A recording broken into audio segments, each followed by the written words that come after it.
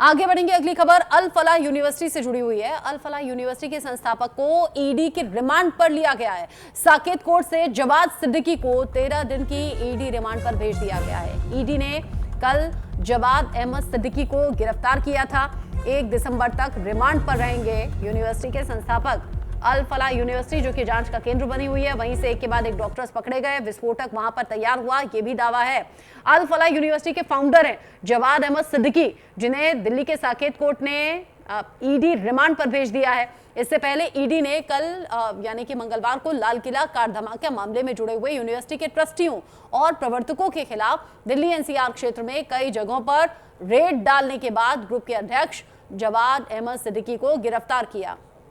जवाद की गिरफ्तारी दिल्ली धमाका मामले में मनी लॉन्ड्रिंग से जुड़ी हुई मानी जा रही है, यानी कि यूनिवर्सिटी को जो फंडिंग आ रही थी उससे जुड़ा कुछ अपडेट हो सकता है, उससे जुड़ी पूछताछ हो सकती है।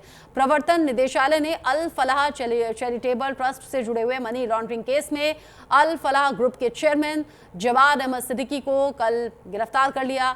उनकी गिरफ्तारी पीएमएलए 2002 की धारा 19 के तहत की गई है। ये कार्रवाई ग्रुप से जुड़े हुए ठिकानों पर रेड के दौरान मिली अहम जानकारियों और सबूतों के आधार पर की गई।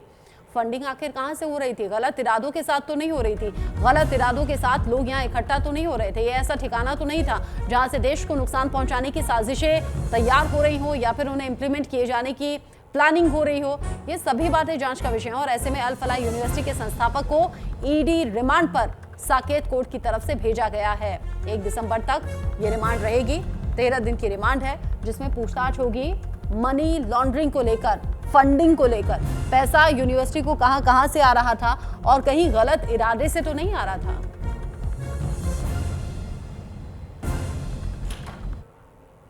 और आगे बढ़ते हुए सीधे आपको कोयम्बटूर लिए चलते हैं। प्रधानमंत्री मोदी का दौरा खास है और अभी फिलहाल रोड शो की तस्वीरें सामने आ रही हैं और जो मुझे तस्वीरों में दिख रहा है ज्यादातर तो यहाँ पर महिलाएं हैं, बच्चियां हैं, फूलों की बारिश हो रही है।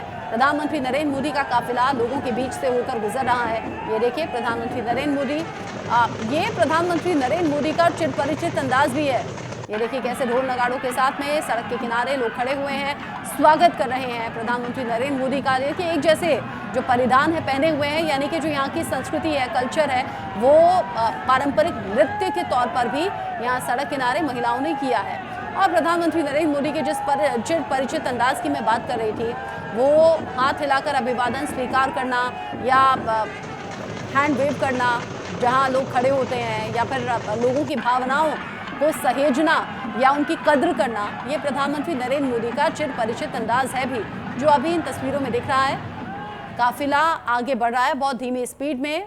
जिस तरीके से प्रधानमंत्री मोदी लोगों के बीच में पहुंचते हैं, लोकप्रियता कैसी है वो इस भीड़ को देखकर अंदाजा आप लगा सकते हैं।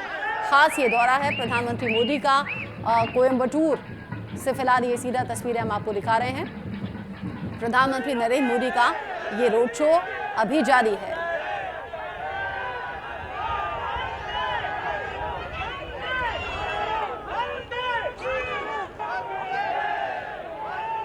मोदी मोदी के नारे, वंदे मातरम के नारे, भारत माता की जय, कुछ ऐसा कहते हुए यहाँ जो लोग हैं वो नजर आ रहे हैं, सुनाई पड़ रहे हैं।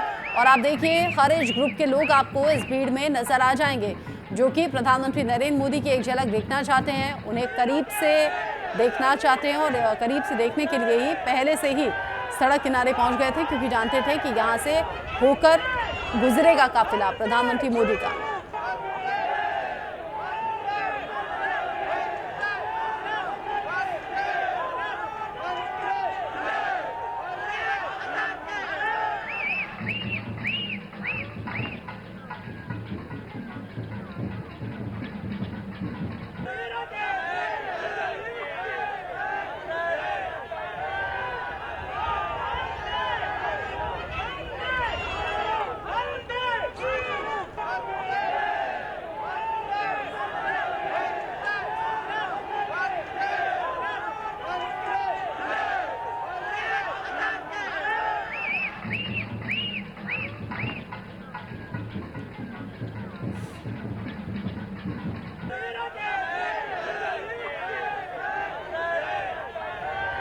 तमिलनाडु के कोयम्बटूर से प्रधानमंत्री नरेंद्र मोदी की ये तस्वीर आप देख रहे हैं। प्रधानमंत्री नरेंद्र मोदी का ये रोड शो है।